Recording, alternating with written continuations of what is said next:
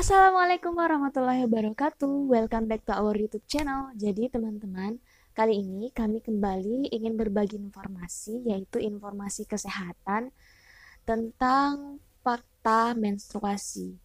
Jadi ada beberapa fakta tentang menstruasi yang kita sebagai wanita perlu mengetahuinya.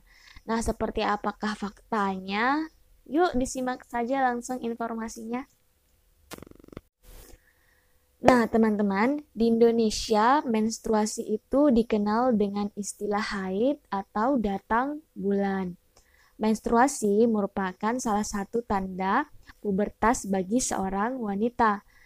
Namun, apakah teman-teman pernah menggali informasi seputar menstruasi secara mendalam?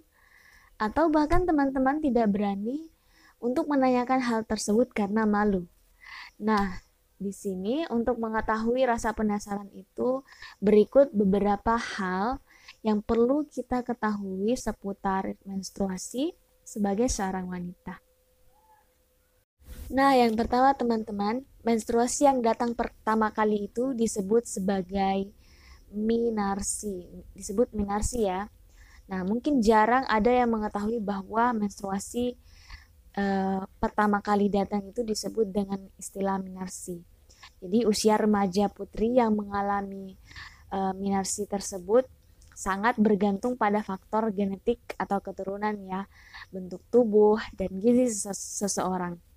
Oleh karena itu, tidak mengherankan jika setiap orang mengalami menarsi di waktu yang berbeda-beda. Nah, setiap wanita akan mengalami menstruasi pertama di waktu yang berbeda. Ada yang kurang atau lebih dari 12 tahun. Yang kedua, PMS dan menstruasi itu adalah dua hal yang berbeda ya teman-teman.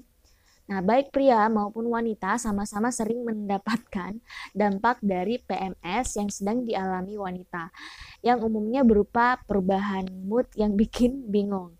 Tapi, tahukah teman-teman semua apa yang dimaksud dengan PMS? Apakah PMS itu sama dengan menstruasi? Nah, PMS adalah singkatan dari premenstrual syndrome yang merupakan sekelompok gejala yang muncul sekitar 1 minggu sebelum terjadinya menstruasi. Setiap wanita akan mengalami gejala yang berbeda, diantaranya nyeri payudara, mudah letih, munculnya jerawat, mudah lapar, perubahan mood, dan lain-lain. Sedangkan menstruasi adalah pendarahan bulanan wanita yang merupakan proses keluarnya darah dari dinding rahim akibat luruhnya lapisan dinding bagian dalam yang mengandung pembuluh darah karena sel telur yang tidak dibuahi. Siklus menstruasi biasanya terjadi setiap 28 hari. Namun ada juga yang mengalami siklus lebih cepat atau lebih lambat dari waktu tersebut. Nah, jadi teman-teman masih menganggap PMS dan menstruasi itu adalah hal yang sama, jadi beda ya teman-teman, PMS dan menstruasi. Yang ketiga adalah istilah aminor dan disminor. Nah, ini adalah dua gangguan haid yang paling umum.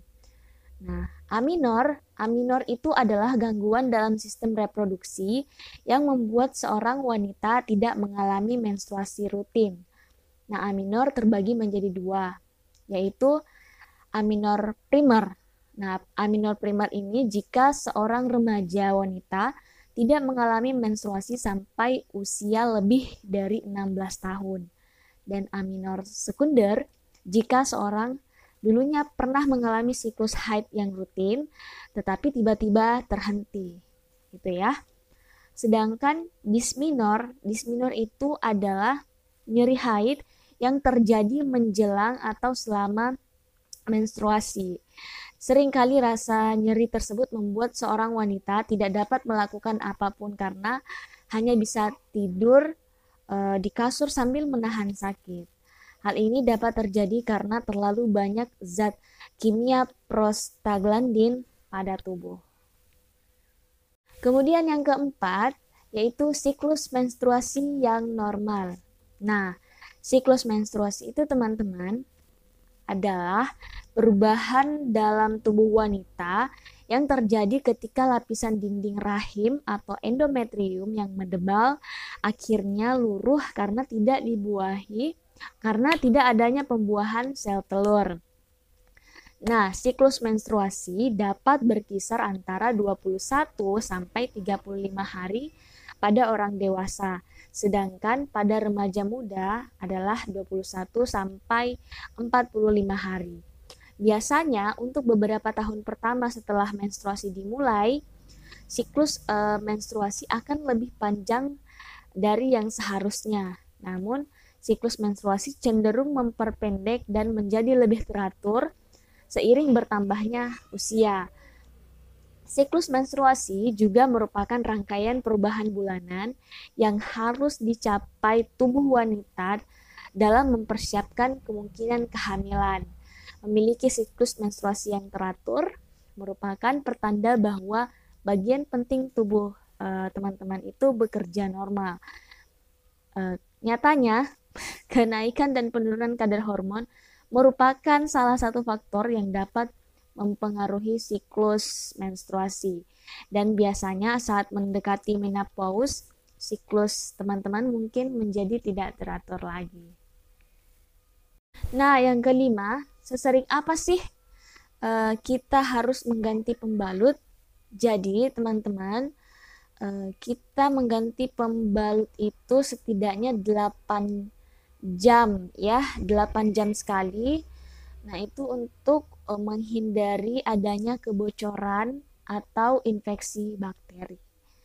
Kemudian informasi yang terakhir yaitu wanita tak lagi haid setelah menopause.